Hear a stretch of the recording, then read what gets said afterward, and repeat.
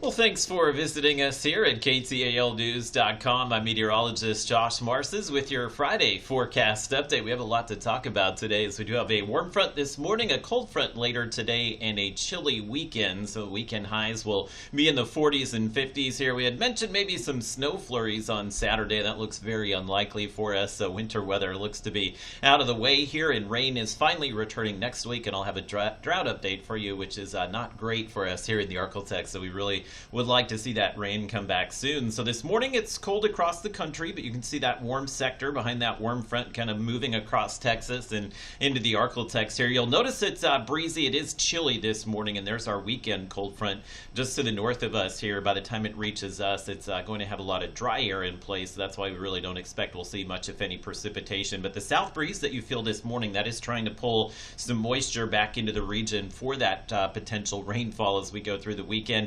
Anywhere from the 20s and 30s in the northern Arklatex, but most of you in the 40s here early this morning. And the south wind all day, and the west wind will be about 10 to 15 miles per hour. And by the afternoon, the winds will turn to the northwest as that cold front moves through. And given the series of fronts today, northern Arklatex will be running a little cooler, upper 50s, low 60s, certainly warmer than yesterday. And then temperatures, areas like Shreveport down to Natchitoches will be a little warmer in the 60s and low 70s this afternoon. Temperatures tonight in the 30s. There will be a freeze here in Oklahoma and much of Arkansas and possibly northeast Texas, but you can see the temperatures this weekend dip into the 40s. Just kind of prepare for what's going to be a kind of a breezy and cold Saturday. So indoor plans looking a little better. We're not going to see much precipitation, but it's just going to be kind of a chilly weekend. So there's the cold front coming through a little later today. We'll run mostly sunny to partly cloudy through the afternoon, and as far as tomorrow, we really don't have much moisture in place for the front to work with, and that's the reason you're really not seeing any rain pop up there. I did keep a 10% chance of just an isolated rain shower or some sprinkles in the forecast, but it's looking very doubtful